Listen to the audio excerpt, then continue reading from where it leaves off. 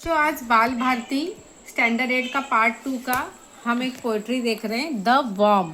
Warm तुम लोगों ने देखा है कि वॉर्म जो होता है मतलब गेंडुल बोलते हैं नॉर्मल भाषा में, और जमीन में जो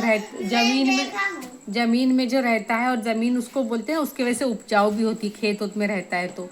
और कभी कभी झाड़ में भी जानबूझ के डाल दिया जाता है वॉर्म कि कुछ जमीन को उपजाऊ बनाए। तो ये जो इसमें कविता में जो कवि हैं वो थॉमस गिस्टबॉनी, वो हमने बता रहे हैं कि एक छोटा सा कीड़े को भी हमें भी कमतर नहीं समझना चाहिए, मतलब उसको हिकारत की निगाह से नहीं देखना चाहिए। क्यों? क्योंकि उसे भी अल्लाह ने, गॉड ने बनाया है, और उसे बनाने में भी अल्लाह को वक्त लगा है। वो भी हर जो जीवाणु है, हर जो चीज़ पैदा की है अल्लाह ने, वो गॉड ने किसी न किसी मकसद से पैदा की है।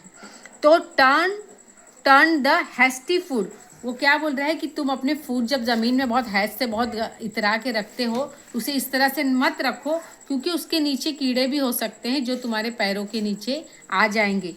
And not crush the helpless, मतलब वो हेल्पलेस है, तुम उनके ऊपर मूंगी पर या किसी छोटे जानवर पर पैर रख दोगे वो तो मर जाएंगे वो तो, लेकिन तुम उनकी बद्दुआ मत लो या उनके ऊपर अपना घमंड गुरूर मत दिखाओ, बहुत संभाल के पैरों को जमीन पर रखो। The frame of scornful looks dries required a God form, क्योंकि उतने से जानवर को भी बनाने के लिए अल्लाह ने वक्त दिया है, अल्लाह ने उन्हें बनाया है या गॉड ने उन्हें बनाया है। तो उनको इस तरह से बर्बाद मत करो, मारो मत या उनके ऊपर पैर मत रखो। It a common Lord of all, ये क्योंकि ये जो लॉर्ड है, ये गॉड है, वो सबका सेम है, कॉमन है, अलग अलग नहीं है। फॉर्म हुम बी बीइंग फ्रो, क्योंकि उन्होंने ही हर एक को फॉर्म किया, हर एक को बनाया है। A portion of the bundles love on the poor warm best, तो जो उनकी मोहब्बत है वो अपनी मखलूक के ऊपर, सबके ऊपर बराबर है, वो सबको बराबर से चाहते हैं। कि तुम आदमी हो इसलिए तुमको नहीं चाहोगे, और वो कीड़े हैं तो नहीं, तो वो क्यों सबको चाहती, क्योंकि एक छोटी सी जानवर पर, छोटी सी मखलूक पर भी तुम अगर रहम करोगे तो तुम पर खुदा गॉड खुश होगा। The sun and the moon and the stars made of all the creature free, तो ये जो गॉड ने किसको बनाया है, सन को बनाया है, मून को बनाया, स्टार्स को बनाया, हर चीज़ को किसने बनाया है, गॉड ने बनाया। तो ये सब सारे उसके क्रिएचर है, ये सारी उसकी मखलूक है। And the spread overs earth the grace bonds and the worms and एजविल्स थी, मतलब ये सारी चीज़ें फैलाई है किसने, गॉड ने ही फैलाई हैं। Let's them enjoy the little day, तो उनको भी अपने दिन खुशी से बिताने का वक्त दो। There is lovely bless receive, तो तुमको ऊपर अल्लाह की तरफ से, गॉड की तरफ से तुम्हें दुआएं मिलेगी, ब्लेसिंग्स मिलेंगी। और do not light take away the life through the cannot, तुम उसको लाइटली मत लो कि किसी जानवर को हम मार देंगे या किसी को कुछ कर दें, हमारा कुछ नहीं बिगड़ेगा। क्योंकि जैसे देखो, वो जो गॉड है वो एक बंदे को, एक उसके क्रिएचर को 70 माओ से ज़्यादा चाहता है।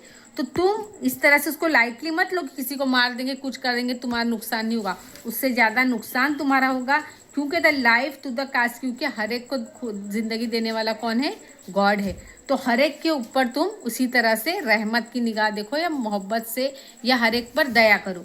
तो हैस्टी मतलब देखो इसमें से हार्ड वर्ड क्या है, हैस्टी, हरीड मतलब केयरलेस से और एकदम घाई में तुम कहीं भी ज़मीन पर कदम मत रखो, क्योंकि तुम्हारे कदम कहीं किसी जानवर को या किसी कीड़े को भी मार सकते हैं। हाँ, स्कॉर्पियो फीड विथ हेड, और गुस्से से भी किसी को, नफरत से, हिकारत से किसी को मत देखो। डिराइड एक्सप्रेस हेड से मतलब अपना जो फीलिंग से किसी के लिए नफरत वाली मत रखो, क्योंकि हर एक को गॉड ने बनाया है। तो ये जो पोइट्री है इसमें रहम सिखा रहा है, इसलिए स्लोली हम्बल ब्लेस मतलब जॉय प्लेजर के साथ। तो इसमें हमें क्या कवि बताना चाह रहा है कि पोएट ये बताना चाह रहा है कि दुनिया में जितनी भी मखलूक, जितने भी क्रिएशंस को खुदा ने बनाया है, तो हर एक की तरफ से रहम करो, हर एक के ऊपर मेहरबानी का बर्ताव रखो, ताकि वही तुमको रिटर्न में आएगा कि ऊपर वाला तुम्हारे ऊपर भी गॉड मेहरबानी करेगा। समझ में आया आपको?